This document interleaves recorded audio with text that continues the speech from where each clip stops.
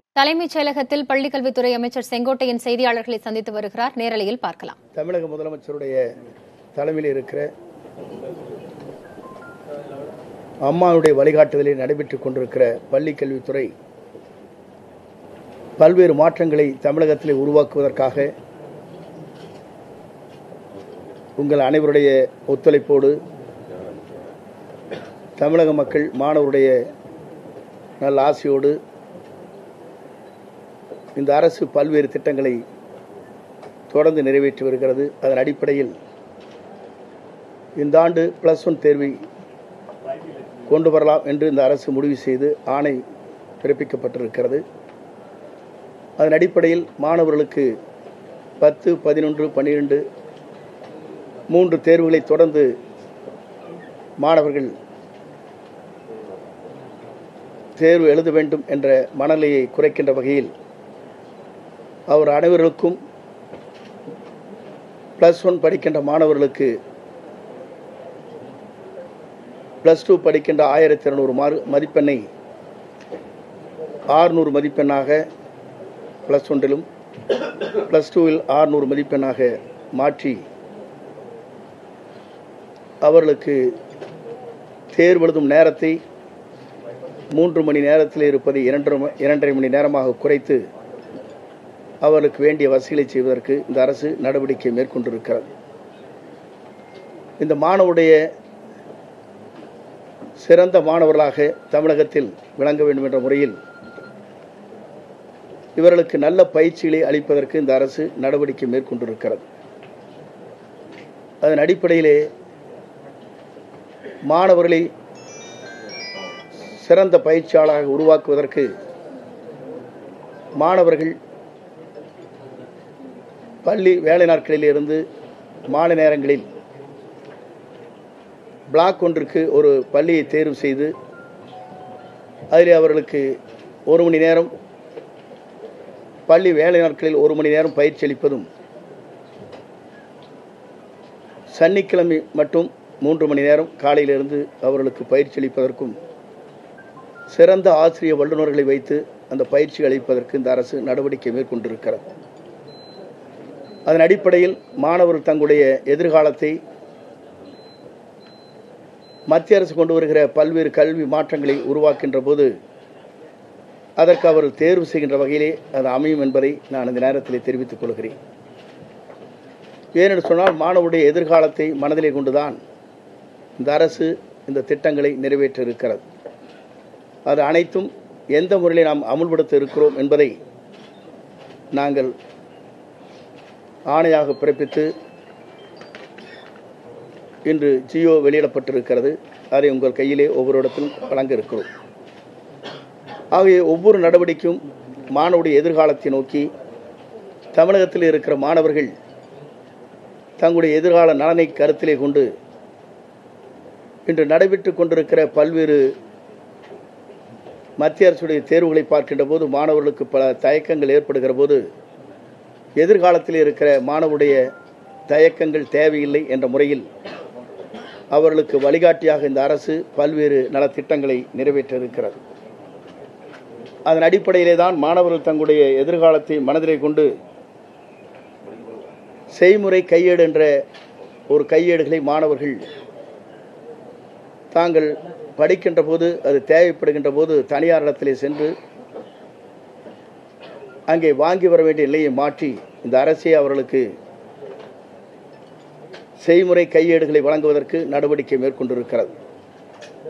அதேபோல ஆசிரியர் தங்களுடைய பயிற்சி தருகின்ற போது அந்த பாடநூல்கள் மாற்றப்படுகிற போது அந்த பாடநூலுக்கு ஏற்ப ஆசிரியர்களுக்கும் சிறந்த கல்வியாளராக கையேடுகளை வழங்குவதற்கு அதை தெரிந்து கொண்டு ஆசிரியர்கள் தங்களுடைய பணிகளை ஆற்றுவதற்கு நடவடிக்கை மேற்கொள்ள இருக்கிறது. அதே போலதான் ஆசிரியர் பெருமக்களுடைய கனவுகளை நிறைவேற்றுகின்ற வகையில் இந்த அரசு பல்வேறு திட்டங்களை நிறைவேற்றுகின்ற முகத்தான் வட மாநிலங்களில் இருக்கின்ற நம்முடைய மாவட்டங்களில் இருக்கிற பல்வேறு இடங்களில் முதுநிலை பட்டதாரிகள் தேவையான அளவிற்கு நிரப்புவதற்கு இந்த அரசு நடவடிக்கை மேற்கொள்ள இருக்கிறது. அது அவர்களுக்கு தற்காலிக பணியாளராக நம்முடைய டீச்சர்ஸ் ரெக்ரூட்மெண்ட் போர்டிலே தேர்வு செய்யும் வரை 3 மாத காலத்திற்கு அவர்களுக்கு அந்த பணியாளராக நியமிப்பதற்கு இந்த அரசு நடவடிக்கை மேற்கொண்டிருக்கிறது. அதை எப்படி நிரப்பப் போகிறோம் என்று சொன்னால், அந்தந்த மேல்நிலைப் பள்ளிகள் அமைந்திருக்கின்ற அந்த பகுதியில் ஆசிரியர் தேர்வை செய்வது, அந்தந்த பகுதியில் இருக்கிற சிறந்த ஆசிரியர்களை பிஜி முடித்திருக்கின்ற நல்ல பட்டதாரி ஆசிரியர்களை தேர்வு செய்வதற்கு பெற்றோர் ஆசிரியர் சங்கம் அதை முனைப்பாக நின்று அந்த பணிகளை மேற்கொள்ள இருக்கிறது. அந்த பணிகளை மேற்கொள்கிற போது அவர்களுக்கு எவ்வளவு அவர்களுக்கு தற்காலிகமாக நியமிக்கப்படுகின்றவர்களுக்கு எவ்வளவு தொகை வழங்கலாம் என்பதை இந்த அரசு பரிசீலித்துக் கொண்டிருக்கிறது. அதை மிக விரைவிலே ஆணையாக பிறப்பிக்கப்படும். அதேபோல இந்த அரசை பொறுத்தவரையிலும் கல்வியிலே சில மாற்றங்களை உருவாக்குவதற்காக இந்த அரசு நடவடிக்கை மேற்கொண்டிருக்கிறது. நம்முடைய கல்வி முறையை பொறுத்தவரையிலும்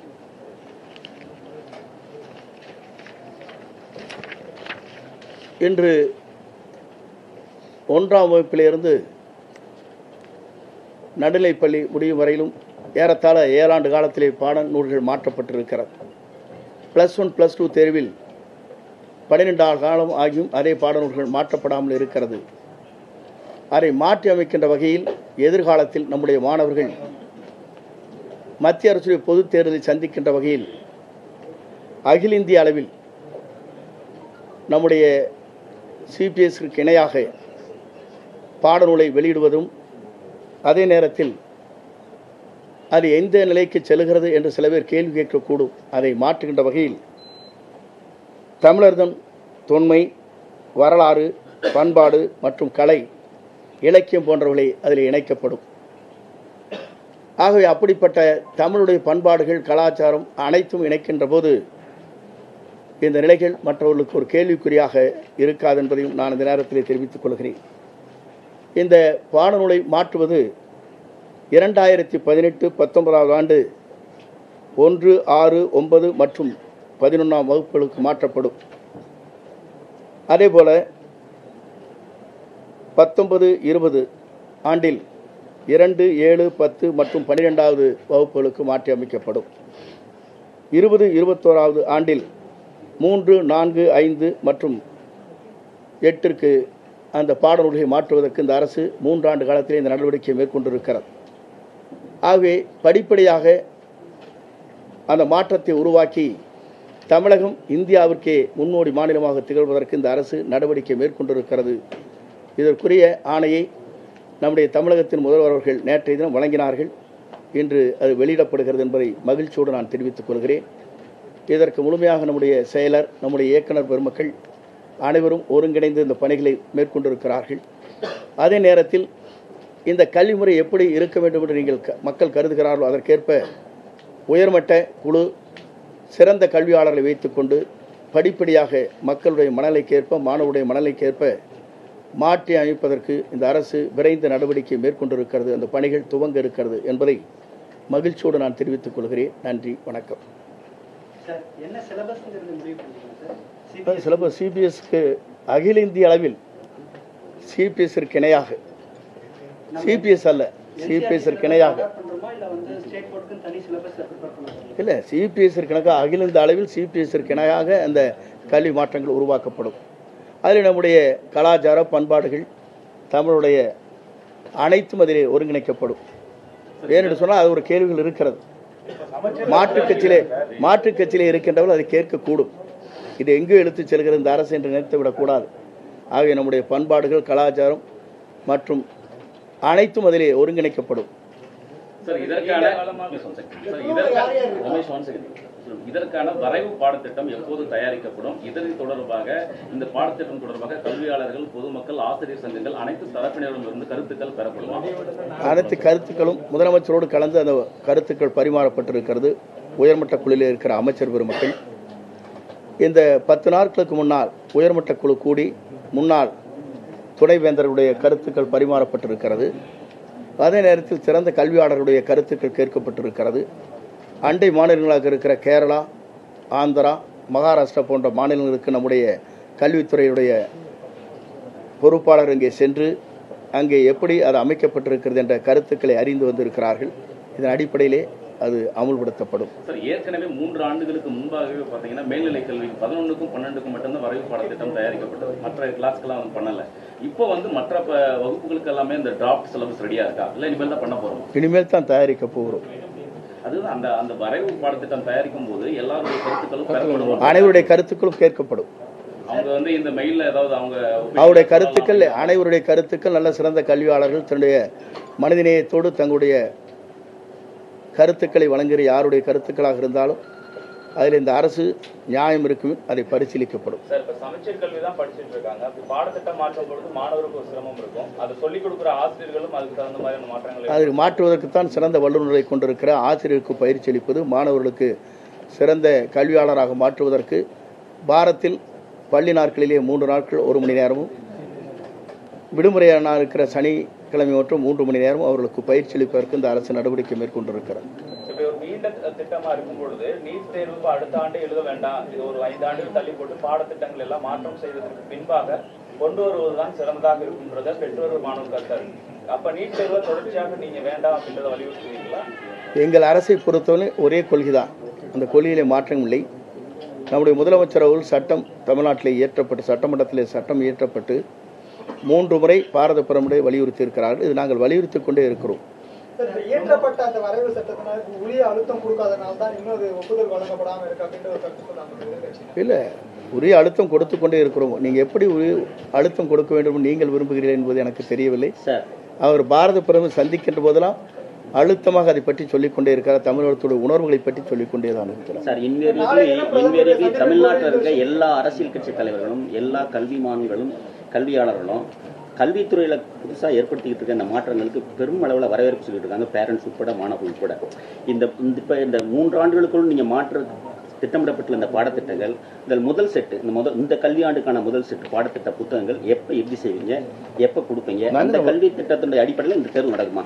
இல்லை, நாங்கள் அந்த ஒரு வரையை கொடுத்து அந்த டேட்டை சொல்லிட்டோம். 18-19 ஜியோ போட்டிருக்கேன், ஜியோ உங்க கையில் கொடுக்குறோம். டேட் வைஸ் எதாவது பண்ண போறோம், எந்தெந்த கிளாஸ்ல கொண்டு வர போறோம்னு கொடுத்துருக்கு. இதுக்கு நாங்கள் தயாராகிடுவோம், மாணவரும் தயாராகி விடுவார். நம்முடைய தமிழ்நாட்டு மாணவர்களை பொறுத்தவரையிலும் கல்வியில் சிறந்தவர்கள், உலக நாடுகளை பாராட்டுகின்ற அளவுக்கு கல்வியிலே வளர்ந்தவர்கள், பல நாடுகளில் இன்றைக்கு சிறந்த வல்லுநர்களாக, சிறந்த மருத்துவர்களாக, பொறியாளராக இன்றைக்கு உலகம் முழுவதும் இருக்கின்றவர்கள் தமிழ்நாட்டு மாணவர்கள். இன்னொரு கருத்து நீங்க சொன்னதா ஒரு தகவல் வெளியானது உண்மையான தெரியல. அது 11ஆம் வகுப்புல ஏதாவது குறிப்பிட்ட பாடத்துல தோல்வி அடைந்தா அது இல்ல, அதை சொல்லிடுறேன், அதை சொல்லிடுறேன். ஏன்னா மிஸ் பண்ணிட்டேன். +1 தேர்விலே மாணவர்கள் தேர்ச்சி பெறவில்லை என்று சொன்னால் +2 அவர்கள் தொடர்ந்து படிப்பார்கள். ஜூன் ஜூலை மாதத்திலே அவர்களுக்கு அந்த பயிற்சி மீண்டும் தேர்வு எழுதுவதற்கு வாய்ப்பு அளிக்கப்படும். அதிலே ஜியோவில் இருக்கிறது. அவருக்கு வந்து அந்த பிரேக்கே இருக்காது. இல்ல, பிரேக்கே இருக்காது. காலேஜில் இருக்கிற மாதிரி பிரேக்கே இருக்காது. சார், இப்போ அந்த மார்க் சர்டிஃபிகேட் வரும்போது +2க்கு மார்க் சர்டிஃபிகேட் வரும்போது 11th எவ்வளவு மார்க் வாங்கினாங்கிற டேட்டாவும் அதில் வந்துருமா? ரெண்டு வரும். 1200 மார்க் ரெண்டு சேர்ந்து டோட்டலா 600 2 இயர்ஸ்ல. இந்த வருடம் அடுத்த வருடம் நீட் தேர்வை எதிர்கொள்ற வகையில் இந்த வருடமும் சிறப்பு பயிற்சிகள் நடத்தப்படும் ஏற்கனவே குறிப்பிட்டிருந்தீங்க. அதற்கு என்ன நடவடிக்கை அரசு? இந்த அரசை பொறுத்தவரை சிறந்த வல்லுநர்களை வைத்துக் கொண்டு சிறப்பான முறையில் பல்வேறு பணிகளை நாங்கள் ஆற்றிக் கொண்டிருக்கிறோம். நிறைய காப்பி செலுத்துங்கப்பா, நிறைய இருக்குல்ல, பயிற்சிகள் அளித்துக் கொண்டிருக்கிறோம். எதிர்காலத்தில் மத்திய அரசு கொண்டு வருகிற பொதுத் தேர்தலை சந்திக்கின்ற அளவிற்கு மாணவர்களை தயார்படுத்துவதற்காக பயிற்சிகள் அளிக்கப்படும். அது மட்டுமல்ல, நம்முடைய மாணவர்கள் IAS பயிற்சி பெற வேண்டும் என்று சொன்னாலும் கூட 32 மாணவர்களிலே நூலகங்களிலே அந்த பாடங்களை கற்றுத்தருவதற்காக சிறந்த வல்லுநரை நாங்கள் நியமிக்க இருக்கிறோம். ஆகவே இந்த அரசை பொறுத்தவரையும் எதிர்கால மாணவருடைய எதிர்காலத்தை நோக்கி சிறப்பான முறையில் திட்டங்களை நிறைவேற்றி கொண்டிருக்கிறார்.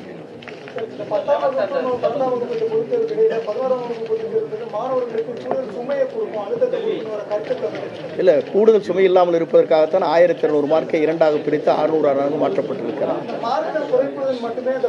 மார்க்கை குறைப்பது மட்டுமல்ல, அவருடைய தேர்வு எழுதுகிற நேரத்தையும் குறைத்திருக்கிறோம். 3 மணி நேரம் எழுதுகிற மாணவர் 2.5 மணி நேரம் எழுதினால் போதும் என்று அவர்களுக்கு குறிப்பிடப்பட்டிருக்கிறார்.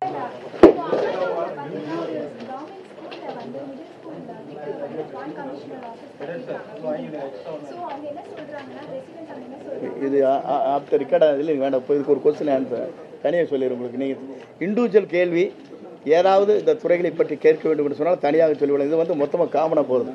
சார், கல்வித்துறையினுடைய அந்த புதிய திட்டங்களுக்கு தங்களை தகுதிப்படுத்திக் கொள்ளும் வகையில் ஆசிரியர்களுடைய அந்த சிஸ்டம் பணியாற்றும் திறனெல்லாம் மேம்படுத்துவது ஏதாவது கல்வித்துறை ஏதாவது கல்வித்துறையில் பல்வேறு மாற்றங்களை உருவாக்கின்ற போது ஆசிரியரும் அவர்களுக்கு தேவையான பயிற்சிகள் அளிப்பதற்கு, ஆசிரியர்கள் கையேடுகள் வைத்துக் கொள்வதற்கு, ஆசிரியருடைய அவர்களுக்கு சிறந்த வல்லுநர்களை வைத்துக் கொண்டு பயிற்சி அளிப்பதற்கு இந்த அரசு நடவடிக்கை மேற்கொண்டிருக்கிறது. அதே நேரத்தில் வட மாவட்டங்களிலே முதுநிலை பட்டதாரிகள் இல்லை என்ற குறைவாக இருக்கிறது என்ற மத்திய அரசு தேர்வுகளை தமிழக மாணவர்கள் தயக்கமின்றி எதிர்கொள்ள தற்போதைய பாடத்திட்டத்தை சிபிஎஸ்இக்கு இணையாக மாற்றம் செய்யவும் தேர்வு முறைகளில் மாற்றம் செய்யவிருப்பதாகவும் அமைச்சர் செங்கோட்டையன் தெரிவித்திருக்கிறார். 11 மற்றும் 12ஆம் வகுப்புகளுக்கு சேர்த்து மொத்தமாக 1200 மதிப்பெண்களுக்கு தேர்வு நடத்தப்படும் என்றும் 11ஆம் வகுப்பிற்கு 600 மதிப்பெண்கள், 12ஆம் வகுப்பிற்கு 600 மதிப்பெண்கள் என மொத்தமாக தேர்வு நடத்தப்படும் என்றும் இதனால் தேர்வு நேரம் 3 மணி நேரத்திலிருந்து 2.5 மணி நேரமாக குறையும் என்ற அறிவிப்பையும் அமைச்சர் வெளியிட்டிருக்கிறார். இதுகுறித்த முழுமையான விவரங்களை பின்னர் வரும் செய்திகளில் பார்க்கும். மேலும் மாலை நேரங்களில் பள்ளி மாணவர்களுக்கு திறன் மேம்பாட்டு பயிற்சி என 1 மணி நேரம் ஒதுக்கி அவர்களுக்கு அந்த திறன் மேம்பாட்டு பயிற்சிகள் வழங்கப்படும் என்றும், சனிக்கிழமைகளில் 3 மணி நேரம் அவர்களுக்கு பயிற்சி வழங்கப்படும் என்றும், 10th படிக்கின்ற மாணவர் வரையிலும் எப்படி இருக்கிறது சொன்னால் அவர்களுக்கு அந்த பாடநூல் புத்தகத்தை பார்க்கின்ற போது பல்வேறு கலர்களிலே இருக்கும். +1 +2 படிக்கின்ற மாணவர்களுக்கு பிளாக் அண்ட் ஒயிட்ல தான் இருக்கு. நீங்க பார்த்துருப்பீங்க, உங்க மாணவ ஸ்டூடெண்ட் இருந்தால் பார்த்துருக்கலாம். யூனிஃபார்ம்ஸ் கூட மாத்துறதா ஏதோ ஒரு ப்ரொபோசல்? யூனிஃபார்ம்ஸ் ஸ்கூல் ஸ்டூடெண்ட்ஸோட யூனிஃபார்ம்ஸ் எல்லாம் கலர்ஸ் மாத்துறது அது ஒன்றும் ஓயாவது நீங்க கேட்டதுக்கு வாய்ப்பு கொடுக்க வேண்டாமா? இதே உங்களுக்கு 24 மணி சேனலுக்கு எங்களுக்கு டைம் கொடுக்கணும். உங்களுக்கு வேலை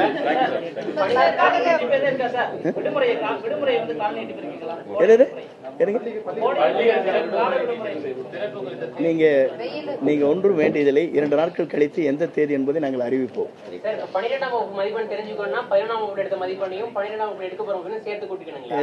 இப்போ ஒருவேளை 11ஆம் வகுப்புல கம்மியான மார்க் எடுத்தாங்கன்னா அதுவும் மனவெளிச்சலான ஏற்படுத்தும் மாணவர்களுக்கு. ஒருவேளை 11ஆம் வகுப்புல 600க்கு 200 இது மாணவர்களை கேட்க வேண்டிய கேள்விகள். நீங்க கொண்டு வந்தது இல்லை, நான் கொண்டு வந்திருக்கிற திட்டங்கள் என்பது மாணவருக்கு பழு இல்லாமல் மாணவர்களுடைய எதிர்காலத்தை நோக்கி நல்ல அவர்களை பயிற்சியாளராக தேர்வு செய்வதற்கு. நீங்க வந்து ரன்னிங் ரேஸில் போறீங்க, தொடர்ந்து ரன்னிங் ரேஸில் போனா தான் முடியும். நீங்க ஒரு வருஷம் விட்டுட்டு அடுத்த வருஷம் ஓடச்சுன்னா ஓட முடியாது உங்களால். பயிற்சி அளிக்கிறோம் நாம். எப்படின்னா ஸ்டெப் பை ஸ்டெப் அவங்களுடைய வந்து கல்வித்திறனை மேம்படுத்துகிறோம். அதுக்காக இது கொண்டு வரோம். இப்போ ஒன்னொன்னு சொல்லிடுறேன் உங்களுக்கு. இந்த ஒன்னொன்னு சொல்லிடுறேன், இந்த ரிகார்ட் சீட்னு ஒன்று இருக்கு. ரிகார்ட் சீட்னு 8th ஸ்டாண்டர்ட் வரைக்கும் இது இருக்கு. ரிகார்ட் சீட்னு தொடக்க நடுநிலை பள்ளிகள் அனைத்துமே இருக்கிறது. இது வந்து விரும்பல, பெற்றோர்களும் விரும்பல, மாணவர்கள் விரும்பல. இதை டிசி என்று இது மாதிரி கொண்டு வந்துட போறோம். இனிமேல் அது மாற்றப்படும். மாத்திரம் ரிகார்ட் சீட்டுக்கு டிசியை மாற்றிடும்.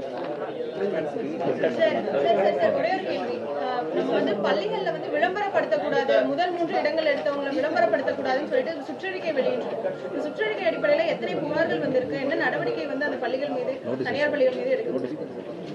சுற்றறிக்கை நாங்கள் அனுப்பியதற்கு பிறகு ஓரிரு பள்ளிகளினுடைய மற்றவர்கள் தனியார் எங்களுக்கு கடிதங்கள் எழுதினார்கள். அவர்களுக்கெல்லாம் நோட்டீஸ் அனுப்பப்பட்டிருக்கிறது. உரிய நடவடிக்கை மேற்கொள்ளப்படும். இல்ல, நாங்க இப்பதான் நோட்டீஸ் கொடுத்துருக்கோம். ரிப்ளை கொடுப்பாங்களா அவங்க? இல்ல நோட்டீஸ் கொடுத்துருக்கேன். அதுக்கப்புறம் தான் நாங்க ஒரு டைம் கொடுக்கணும். எல்லாருக்கும் ஒரு நோட்டீஸ் கொடுத்து அப்போ பண்ணணும், கோர்ட்டு போயிடுவானே. என்ன மாதிரியான நடவடிக்கைகள் அந்த பள்ளிகள் மீது அது சட்ட ரீதியாக இருக்கிற எங்களுக்கு உட்பட்டு இருக்கிற கல்வித்துறைக்கு இருக்கிற சட்ட விதிகளுக்கு உட்பட்ட நடவடிக்கை மேற்கொள்ளப்படும். நீங்க எதிர்பார்க்கிற மாதிரி நான் பண்ண முடியாது.